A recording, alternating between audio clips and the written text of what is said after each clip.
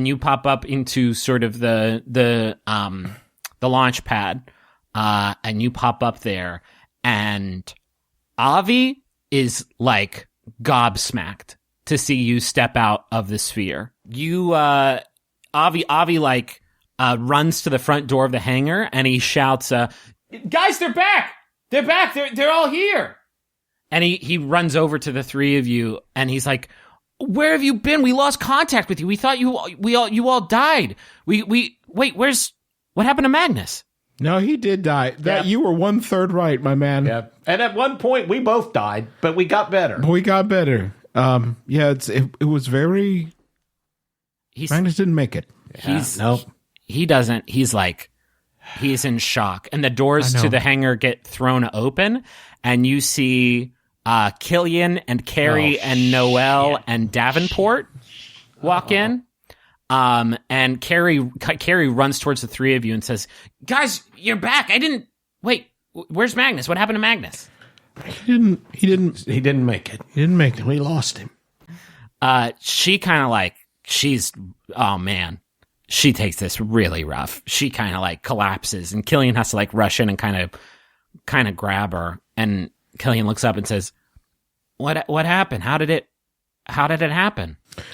He was in the we had to do battle with some pretty tripped out liches, and in the process of fighting them, Magnus he heroically it was so amazing. Heroically died.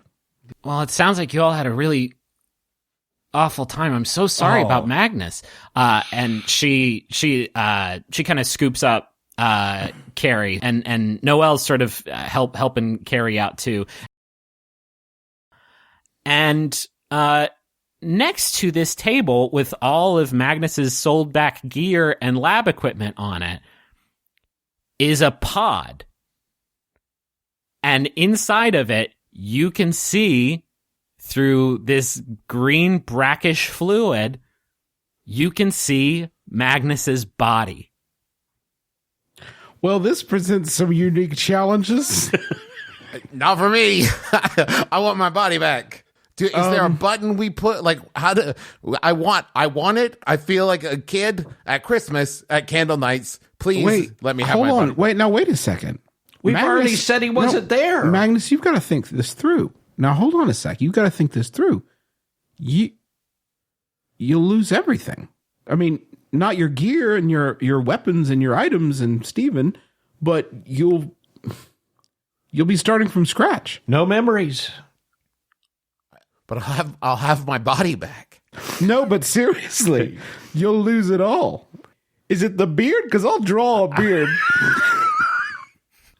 I'll even use some yak fur and spirit gum and get you a nice simulacra. And we have already explained that you're dead. Got turned into ash. If they see you, the gig's up. I can't feel anything. So you can't feel sad that you don't have a body, right? I'm not hungry. I don't breathe. My heart doesn't beat. Do you understand? I do. I do understand. I see where you're coming from. I mean, and honestly, that's me. That's me.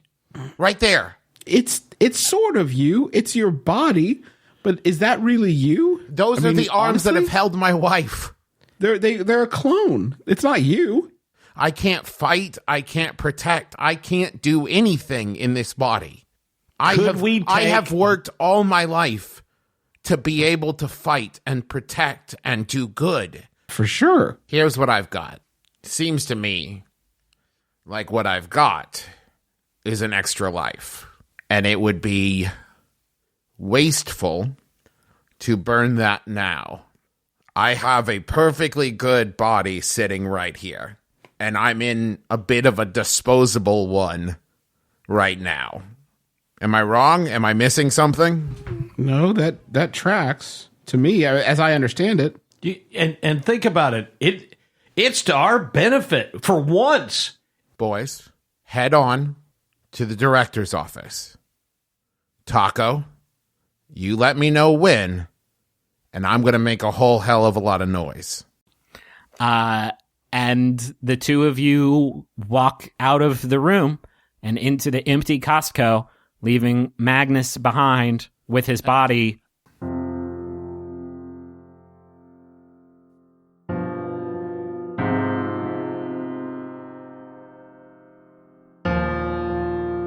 We see the floating Bureau of Balance headquarters.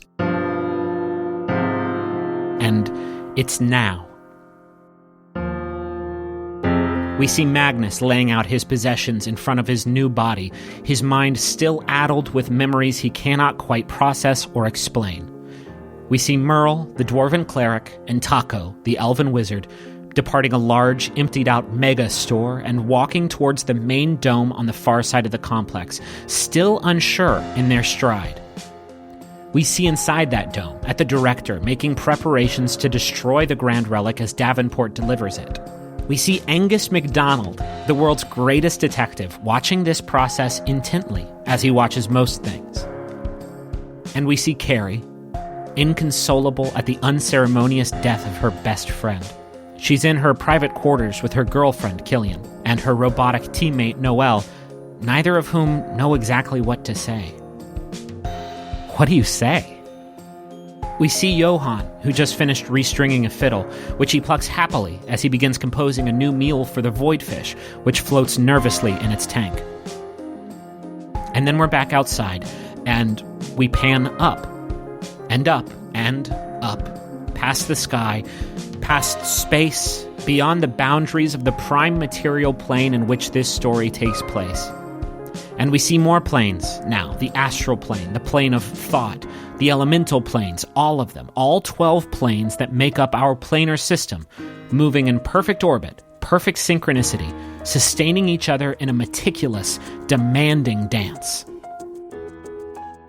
And then we pan up, and we see a 13th plane descending. It is a disk of shimmering, living darkness, crossed with ribbons of bright blue, red, green, gold. It is larger than the other planes combined. And as it lowers, slowly, bright white eyes begin to open all across the underside of this plane. Millions of them, burning with malice and hunger. All focused inward and down, back down, all the way back down on the floating headquarters of the Bureau of Balance. And somewhere inside of that living plane, we see a smile flash across someone's face.